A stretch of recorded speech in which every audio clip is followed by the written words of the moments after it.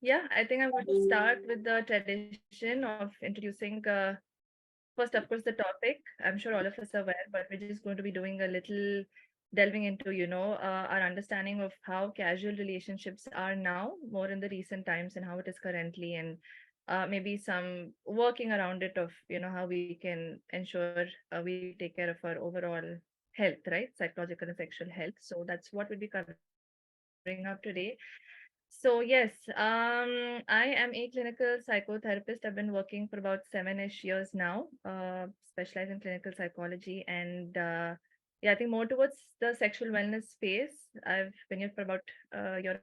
half now, and there's so much in the sexual wellness space as well. Like there's so much, and our understanding of what sexual health or wellness is probably this much, but when you actually get into it, you realize there's so much more, and it's very interesting. Definitely nice to reach out to people and you know work around things together. So yeah, and I've just added one sentence at the end to show that I also have a little bit of a life outside work, even if not too much, but good enough to just do some little gardening, trekking here and there, and yeah, maybe if we're allowed some time, we'll discuss a little of that and have some tea, coffee battle as well.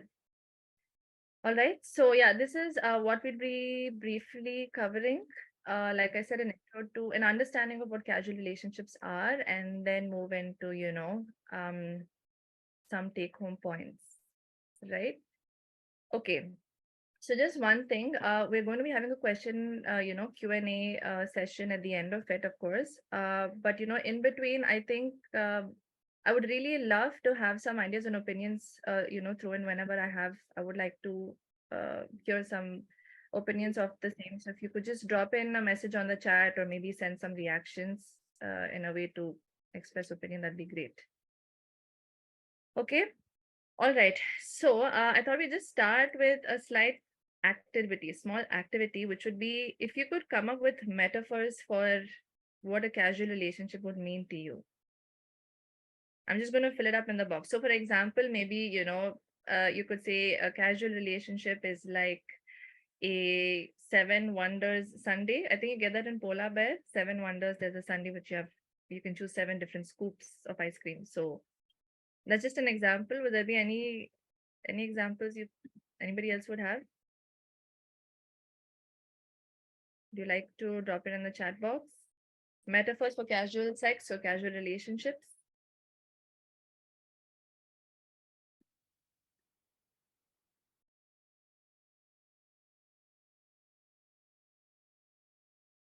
No, no opinions?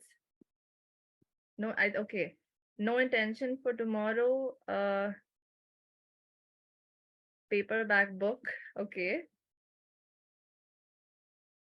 Hangout. Okay, metaphors. Why don't you try and come up with something a little more unconventional and something a little more colorful?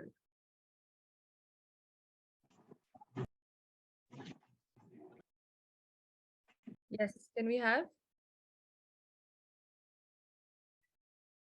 Okay, so one is hangout. What are the other ones, please? Who cares what others think? Seasonal friendship. Okay, that sounds good. One day in a year. Okay. No strings attached. Copying that from a movie. Starters in a team lunch. Okay. All right. Summer breeze. Friends with benefits. Yes, that's the WB. Okay. Summer breeze. All right. Anything else? Passing shower. Okay.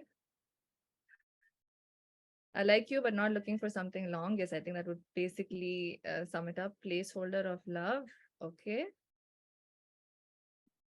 Sharing needs friendly. Okay. Like having a coffee in Starbucks once in a while. Okay. Not something we can afford to do often. All right.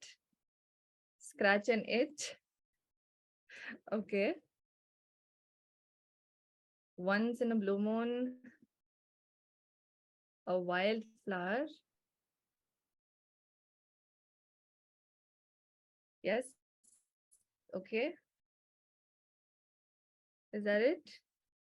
Sharing the alone phase where we need someone. That's interesting. Sharing the alone phase where we need someone. Okay, wow. Any more metaphors? No? Maybe like a fleet. Okay. Being vulnerable. Yeah, I mean, I guess, I think vulnerability is not always a bad thing. I think it's about where, how, and what. Okay. Time pass. Okay. Anything else? No? Okay. Just one more. Do we have just one more? Fill in one more, boys. Enjoying togetherness. Yes. No formalities, love casually, a roller coaster ride. Okay. Okay. Great. All right. Pros of relationship and cons of relationship. Okay. All right. Thank you for that. Yeah, I think think some creativity has been unleashed. So yeah, right. So I think this just shows how each of us have our own opinion of it. And I think it basically boils down to how, as much as it might seem very casual, there are still quite a things that are invested and a few things that, we get involved in. And but it's also not to an extent where it maybe gets too severe or too exclusive in that sense, right? Did somebody say something? Okay. All right. Okay. Then yeah, so this was just, one just maybe an interesting fact. So there was a survey conducted by Tinder a couple of years ago, and they have this, done every couple of years to sort of keep in touch, catch up with the current trends. And it says that only 37% of single Indians feel free enough to experiment with sexual activities on a casual date, and only 24% try something new when in a relationship, right? So I think this shows how, like I've mentioned, in the recent times, there's been an increasing number of people who really like the idea or like the thought of just sort of being free in quotes and wanting to explore sexual intimacy. And it's about how they want to maybe try things out for themselves, help them understand themselves better before maybe getting into a relationship per se, right? So yeah, all right. So coming to what casual relationships are, so let's get into what casual relationships are not, and maybe could be. Okay. So what they are is that they are consensual, of course, and they are voluntary, right? I mean, I'm sure this is obvious, but it is something that we want to do, something that we look forward to, and something that's definitely not, really impulsive. It's something that we're aware of, and we look forward to it, like I said. What it could maybe be is that it's explorative. So some people either like to use it as a way to explore sexual intimacy, sexual activities, maybe how sex could be with different people, right? And it generally tends to be short term, generally, again, subjective, I'm sure. It also could be very dynamic in the sense it's, maybe a certain way with one person or at a particular phase, but then it moves on to a different type with another person or at a later time. It's also friendly, of course, because I don't think people enter it with like a very strict, rigid agenda. It's more about being feeling liberated and like people say, feeling chill and cool with each other, and basically that you're comfortable, right?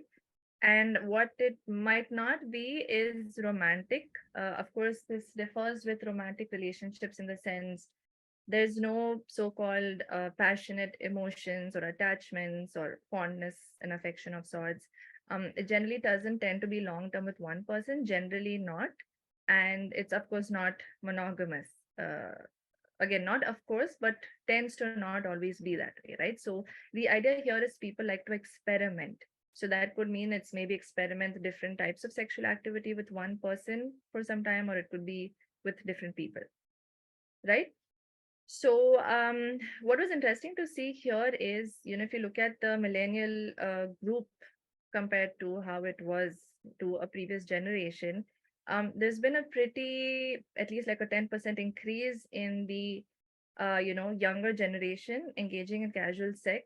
And the typical age tends to be about 18 to 25, of course. And that's, from some research that I've seen, it's been mainly because of people, that's when you're, of course, hitting puberty and you're getting comfortable with yourself, you're understanding things, you're feeling a lot of different feelings. And so you're in that place where you want to understand what it's like to be with somebody else and also understand what you would feel yourself, right?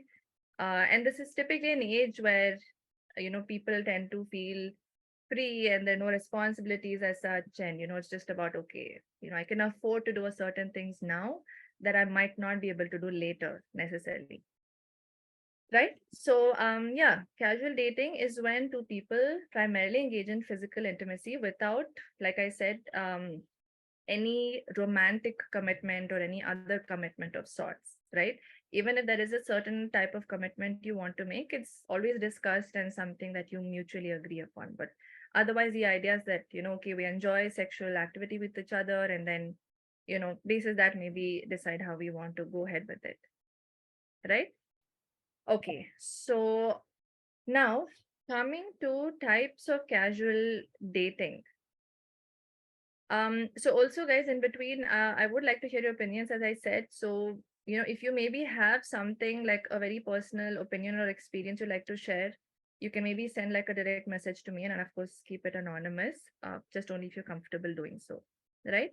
So now there's said to be different types of casual dating. There is something called true friends, just sex, network opportunism. There's transition into romantic relationships, successful, unsuccessful, and unintentional. And there's also transition out of a romantic relationship, right? So the first true friends category is when, people say, two people might say that, okay, we're so comfortable with each other, and, we really like our friendship, and I think we share a great friendship, and which is why we're comfortable engaging in this friends with benefits concept, right? Because you're already comfortable enough. The other one, just sex, is when you might not necessarily look at a lot of other factors. You might be comfortable knowing just a little bit about the other person, some things that you might find important, basic enough. But then there your goal is just to have, you know, sexual intercourse or engage in any other kind of sexual intimacy. It's just purely that, right? The third is when some people like to network in the sense that of course they want to enjoy sexual intimacy, but then they also look at it as just meeting different people and hoping to maybe continue keeping in touch with them, not necessarily for sexual activity, but just even otherwise for networking, professional, whatever other reasons, right? The fourth is the transition into romantic relationship. So sometimes there are cases, of course. I don't know if you all have known of any or experienced any, but there are times where this casual sex relationship turns into a romantic one after a while, right? Sometimes it ends up leaving some pretty bitter feelings, and it um, turns into a pretty unpleasant experience, and then, sort of gets a little messy there. And sometimes it's just, you just don't even realize, you don't plan for it, but then you realize that, okay, I mean, we've been engaging in sexual intimacy, and I think I've been liking the sex with this person. I've been liking their company, and I think I've liked our conversations, and, I mean, why not take it ahead, right? So the different types of it. And the fifth one is when you have come out of a romantic relationship, and that's when sometimes people are like, I'm so done and I'm emotionally exhausted, and I've been treated so bad, and I'm done with it for a while. I just want to feel free.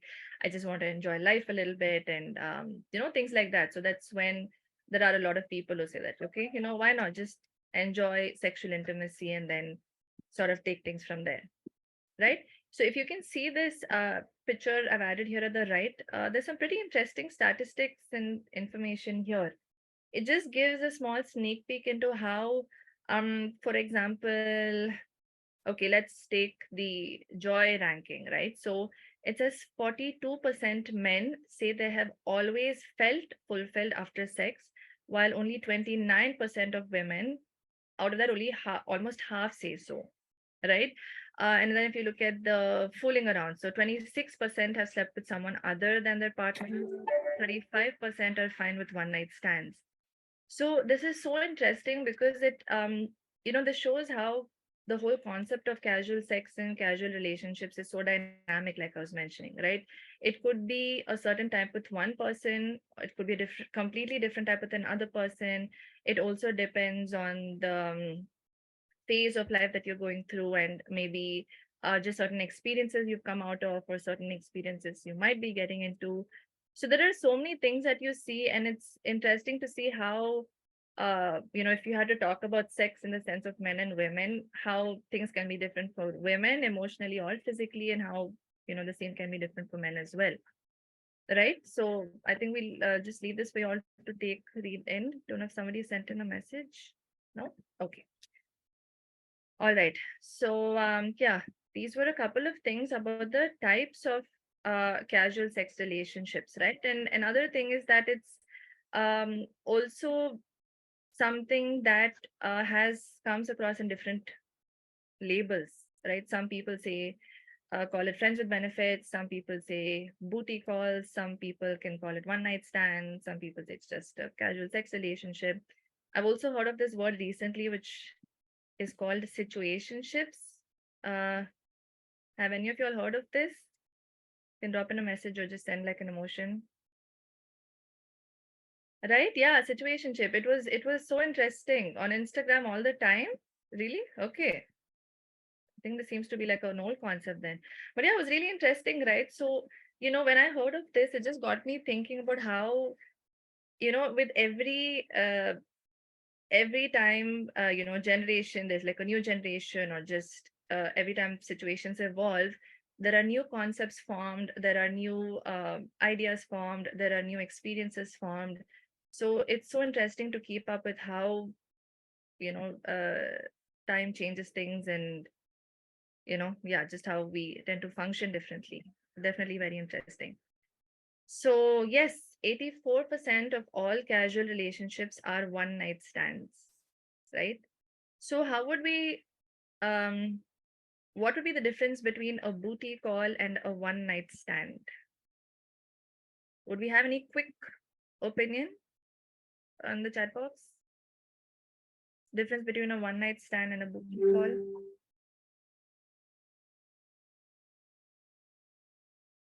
No opinions on the chat. Frequency, sure, definitely one of it. Okay. Definitely yes. Okay, anything else? One is the subset of the other. Okay. One night stands have some dating before it. Okay. A booty call is someone you know already, and one night stands maybe somebody you already meet. Okay, booty call is the means to an end. Okay. Okay, interesting. Right. So yeah, this is actually also one of the things I read, right? I think you all have same page. So this is what a recent research said, and it's about how one night stands are like that. So you literally maybe meet somebody at a party, or at a get together, or at a social gathering, whatever, and maybe just engage in a conversation, and you're attracted to each other, and there's some sort of a sexual energy, as people say, and so you sort of give one night stand a shot. And a booty calls, yes, generally tends to be with people you know of to a pretty good extent, and maybe people you've engaged with previously. And sometimes it's with people you are interested in, but you've not necessarily known too much with before. Right. But yeah, so 84% of all casual relationships are one night stands. So that is interesting. I would love to know if you have any thoughts on that. In the meanwhile, so casual sex relationships are so and so and so that we've been discussing till now, right? But what are your thoughts? Do you think it's healthy, unhealthy? Again, any quick responses if we'd have? I just want to know what your thoughts are before I get into my raga of it. Depends on the individual, definitely. Yes, very subjective for sure. If you're mentally strong, it could be healthy. Yes, and that's one very important point we're going to be addressing. It's unhealthy. depends on what our opinion is of it, depends on the attachment style type, correct? It's not healthy as will affect your long-term relationship. Okay, maturity plays a role as long as someone's not cheating, could be. It's so nice that there are so many responses. Okay. Depends on mutual understanding. Yes, yes, yes, yes. Not a pro Indian, so could be unhealthy for many of us. Okay. Boundaries equal healthy. Yes. Okay, guys, I think you've already covered the remaining part of the presentation, but no, this is mainly it, right? Now, I think the more about healthy, unhealthy is definitely subjective and more of how we're going to be working around it, right? So now, just to briefly cover a few possible so-called drawbacks, I'm putting that in quotes, right? Now, a lot of the things I've mentioned listed here are based on cases that I've also seen, a lot of cases that have been presented in research, a lot of narratives by people themselves, right? So this is literally based on experience of people, so I'm sure there is some validity to it in that context. So yeah, I mean, if you go through it, right, it could range from having regret, guilt, shame, anger, causing other mental health concerns. It can lead to a lot of post effects, right? Like somebody said, when you get into a relationship, people say you carry your previous past baggage onto that. It can affect your self esteem. It can make you engage in behaviors that might be very impulsive and not good. um Sexually transmitted infections, of course, if there's no protection. And sometimes if things get a little messy, there's a lot of the whole concept of public reputation, right? Social reputation. You might feel that that's at stake. Your relationship, even with that person. So, I mean, there are so many things that, come out of this. And, of course, we'll talk about how we can overcome these things or avoid it in the first place. Sorry, was someone going to say something? No? Okay. Right. So, yeah, I mean, so out of these points that I've mentioned, which one do you think is maybe the most experienced by people engaging in casual sex? What would be your thought out of the points I mentioned? Which do you think is the most experienced concern?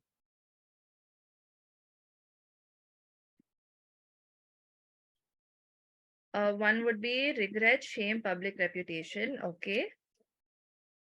Public reputation, regret, public reputation. Okay. Psychological impacts. Okay. So we're leaning a little towards, okay, public reputation again, sexually transmitted. Okay. Okay. Two of them have said self esteem. Any other thoughts? So it seems like self esteem, the reputation, and sexually transmitted infections. It seems like these three are the leading factors, right? Any other opinions? No? Okay. Right. Some things about adultery and monogamy. Yes. Right. Okay, feeling of cheating your partner. Yeah, of course. I think this definitely, if you are in a romantic relationship and you're engaging in this, then yes, of course, I think that's a whole different, dressel. But yeah, somebody said that builds confidence for some. Yes. And we're going to be covering this. Okay, I'm sorry. Somebody sent a pretty long message. I think I'll just read that at the end if that's okay, quickly. If that's okay. All right. So, anyway, so like you have said, yes, right. One thing is self-esteem, basically more towards your psychological well-being, and the other is sexually transmitted infections. But basically, if you to club it, it's comes down to sexual and psychological health, obviously, right? Now, what tends to happen with this whole psychological aspect of it, right? Now, if there is no proper communication or there is no proper self understanding, right? Now when I say self understanding, I mean, and I'm referring to, your understanding of why you even want to engage in something, right? What is your reason for it? Is it because you just want to Is this like a vengeance act? Is it something that we're doing out of jealousy? Is it because, my girlfriend cheated on me and so I want to get back at her? Or um, is it because I'm bored, there's nothing else to do? Is it because, every time I get together with my friends, they're all talking about their sexual encounters and I have nothing to say? Is it just to maybe uh get over the so-called virginity and then just have sex because everybody else is doing? So there are multiple factors, of course, that drives people to engaging in casual sex relationships, right? But what those reasons are, that's going to be very important to address. So for people who maybe don't give it a good thought, for people who don't maybe communicate proper enough, for people who are not um you know for people who don't give themselves enough time to think about it, get comfortable with it can have some unpleasant consequences, because there are a lot of effects of this, if I should say, and most of them are what I've listed here, right? So it's very important to uh, be aware of what we're doing, why we're doing it, and then how we're likely to deal with it after as well, right? So people often talk about a plan A, plan B concept. So, it's like, okay, if things end up this way, then, great. And this is maybe how I deal with it. But in case it's a plan B and things end up differently, then how am I likely to deal with it? Right. So, regret, guilt, and shame again can affect people, because these emotions generally, again, from, cases seen, they tend to stick on pretty hard, pretty long. And it doesn't see, it's like a leech. People commonly use that expression, it just leeches onto you and doesn't leave you as easily, right? And then sometimes it just tends to lower your overall psychological well-being. So sometimes people say, I've had a couple of clients say that, I don't think there's anything I regret about it, but yeah, I just don't feel too good. I know there's nothing bad specifically, but yeah, I just wished I hadn't engaged in it. I don't know what was so great about it. And I don't know why people hype it up so much, but yeah, I don't know. It just doesn't leave a very good feeling, right? Self-esteem. So all it takes is for one person to either make a comment or for you to maybe pick up on a certain cue, and that can have very so-called damaging effects, right? People can feel, oh, I'm not good looking enough. I'm not attractive enough. He or she left me for somebody else, so maybe I'm not good here, I'm not interesting, and maybe something's up with my personality. Or there are so many thoughts that this tends to seed into a person, right? And of course, like I said, engaging in behavior. So sometimes if this is unpleasant, if your casual sex relationship or relationships have been unpleasant, then you tend to either maybe because the emotions are so overwhelming, you might just stop socializing with people. You might start to maybe just engage in more other relationships, because it's like sort of like a counter effect to this. Sometimes you can just end up uh, either over engaging in any other activity, or overeating, or overthinking. I mean, there's so many things that can happen, right? And like I said, for people who maybe enter a romantic relationship after, you might, if you've not had a very pleasant experience, then like I said, that baggage is carried, and then you'll probably have flashbacks and thoughts of what if this happens again, or what if he's feeling this, what if she's feeling that, and what if this is going to affect my relationship? And there's so many things that come across, right? And even when it comes to public reputation, so you engage in casual sex with somebody, and then you hear that, oh, he stole somebody or she stole somebody, and that starts to create a lot of anxiety and panic, because you just have no idea where it's going to go on from there, right? It's just like, okay, he's going to know, she's going to know, my friends are going to come to know, and they're going to call me names, and then they're going to say this and that. And of course, crediting the whole concept of social media, things spread easily. So there are so many things that it's like a snowball effect, right? One thing starts, it leads to two, three, four other things, and then just sort of snowballs after that. And STIs, of course. So if you're hesitant to tell the person to either wear a condom, or maintain a certain amount of hygiene, or whatever that it is, right? If that's not done, then there is, for women, it might of course be the whole pregnancy. For otherwise males, females, it could be just infections, and just anything, right? But sometimes even this health concern can cause so much of anxiety and fear. And sometimes this can go to an extent that it actually affects your ability to just function. It can affect your ability to focus on work, on just your general routine at home, and it really can go to quite some extent if it's not addressed and controlled with, right? So yeah, I mean, these are just a couple of possible drawbacks, right? So now, some things that you can keep as like a checklist, right? Now we have discussed possible drawbacks that can happen in certain stereotypical situations, right? So if there is like a checklist, you could have a certain number of ground rules you can keep. Hold on, let me just move this. Yeah, right. So what, like I said, think about why you want to do it, right? So okay, I feel like engaging in casual sex, and I think this guy's cute, this girl's cute, whatever that it is, right? I just have a lot of sexual urges and desire. So okay, but what do I want to achieve out of this? Why do I want to do it, right? Try and understand it for yourself. And then, as I said, understand that, okay, what is my goal, right?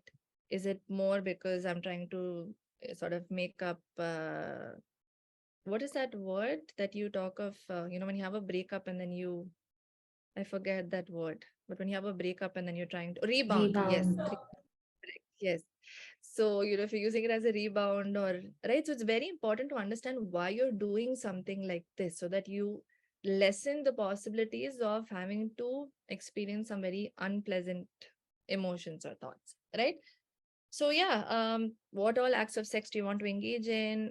Mutual decision of location, of course. Like I said, what are you expecting from this? How much information are you willing to exchange? What is the plan of action post sex? So it could be either whether you want to continue engaging the intimacy, or even just generally with the relationship, right? Either it's a friendship or whatever it is. What is your plan after that, right? So these are some very important things to go over before you end up engaging in casual sex. Because, and the reason I'm stressing upon this so much is because I've had quite a few clients who've said, I did it and I don't know why I did it. I just wish I could rewind time, and I feel so terrible, and I feel so disgusted, and I feel so bad, and I feel so low about myself. And like I said, it gets into pretty low spiral, right? So in order to avoid that, the possibility of all of this, you try and give it a thorough run through the checklist.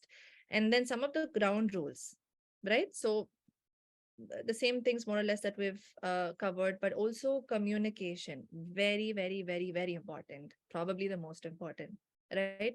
So whether it's somebody you've known as a friend, whether it's somebody who you've just maybe met a couple of hours ago, whatever that it is, it's important to communicate. Even if it's somebody you've known as a friend for, let's say, 2 years, and then you decide to make it a friends with benefits thing, please don't take for granted that, okay, no, anyway, he or she is my friend, so I don't think there's much to discuss. It's just sort of something we go with the flow. I mean, sure, go with the flow, but of course also, flow with certain things that you have to discuss. And it could literally just be like, hey, okay, this is what I would like to do, and this is my idea of it, and this is why I want to do it.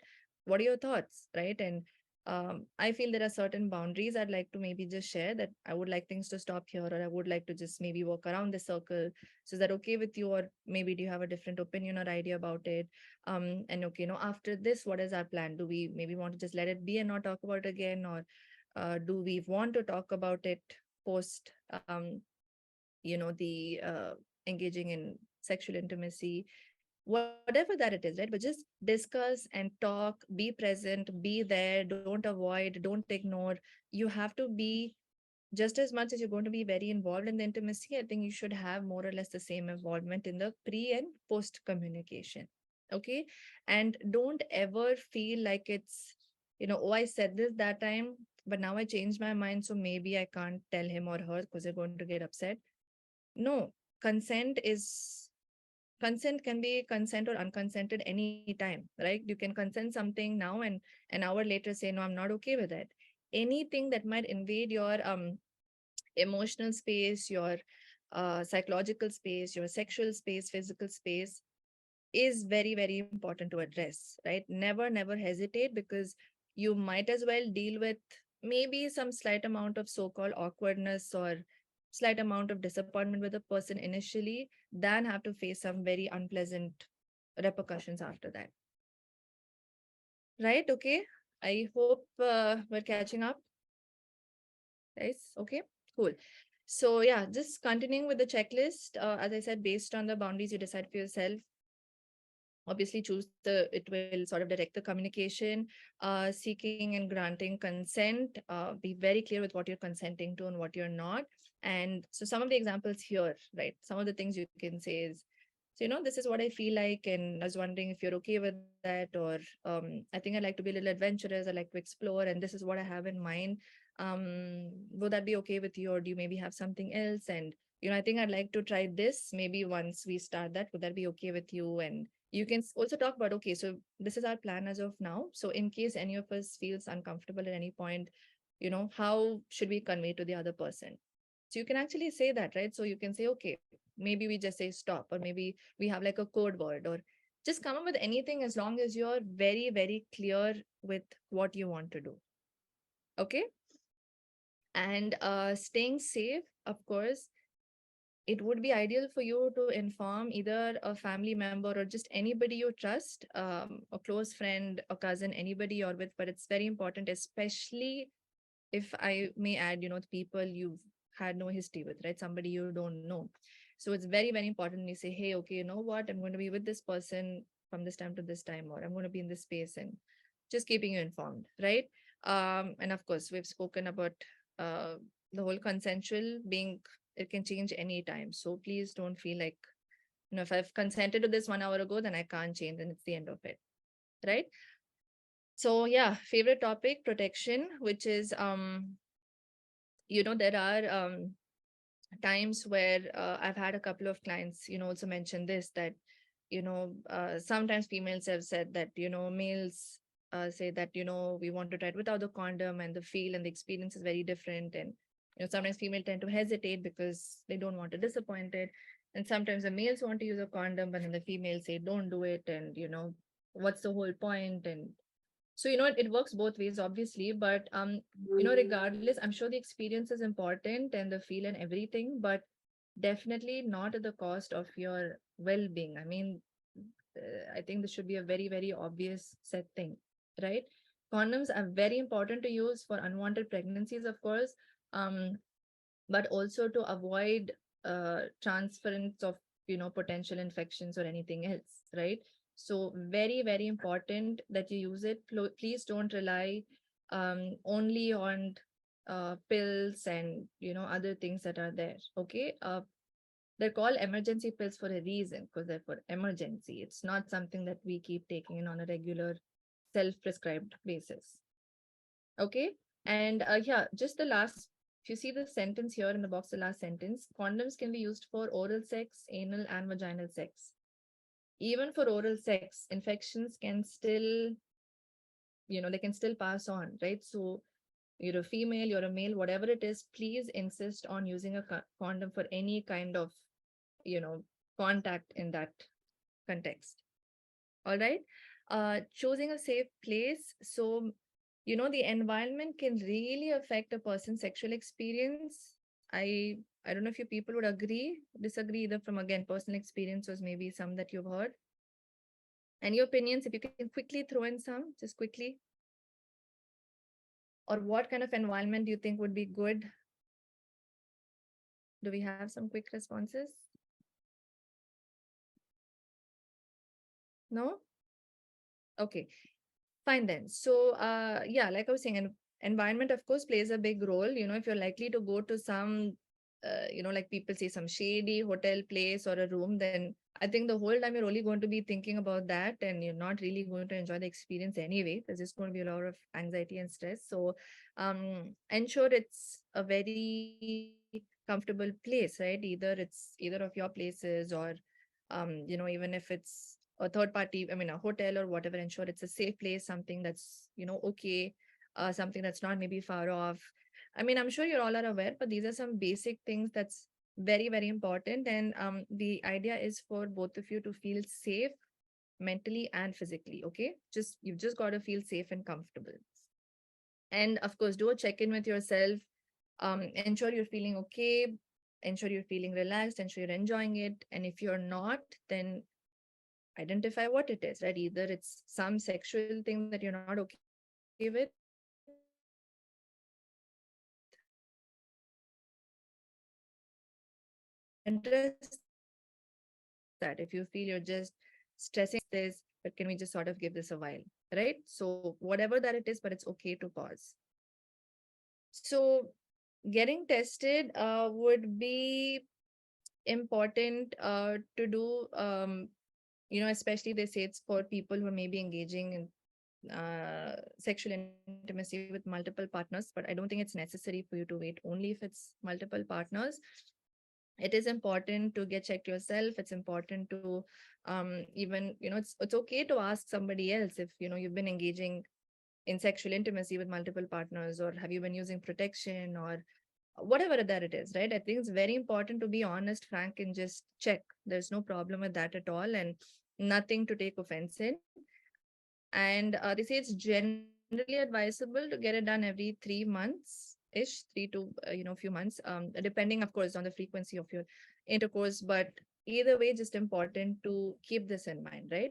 There is no need to panic or get anxious.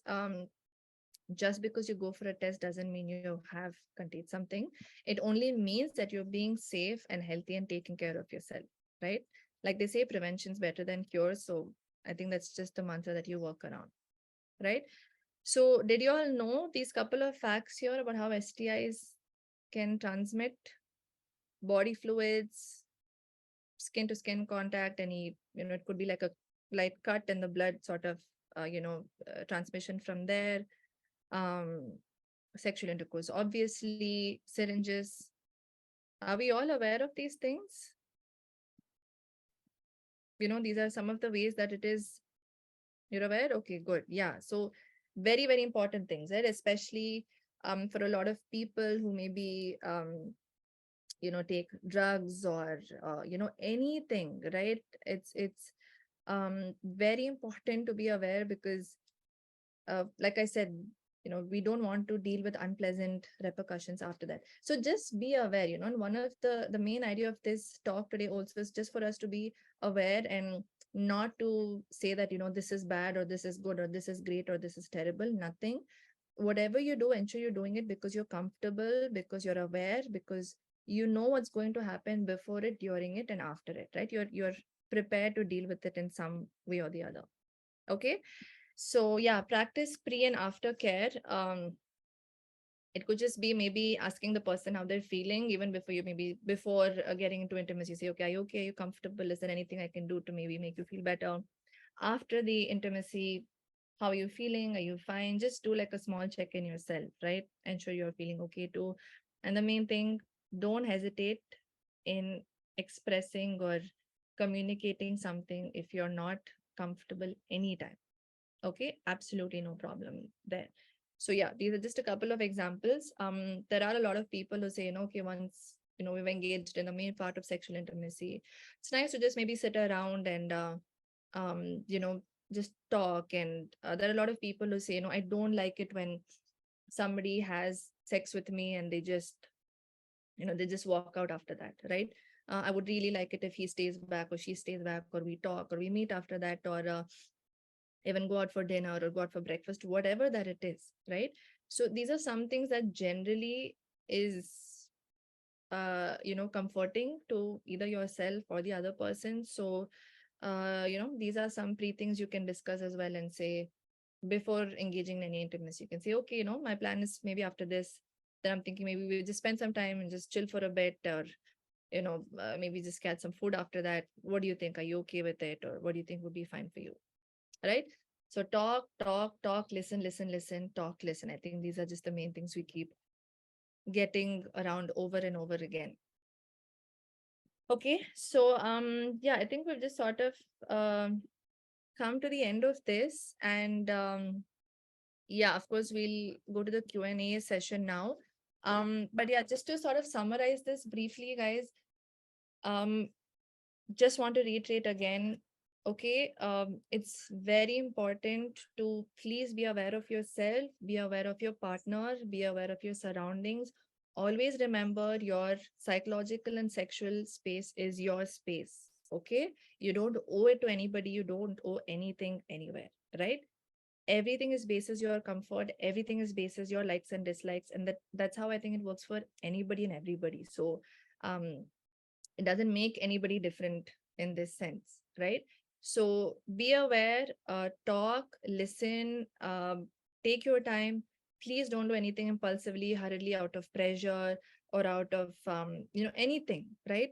Just always go, like people say, right? Go with your gut, go with whatever you think would be okay. So always listen to yourself more than listening to others. And yeah, I think if you just maybe keep a few of these things in your mind, and everything's about having fun anyway, so just enjoy yourself, have fun, don't overthink things. But of course, to reduce overthinking, if you follow these things, then that reduces as well.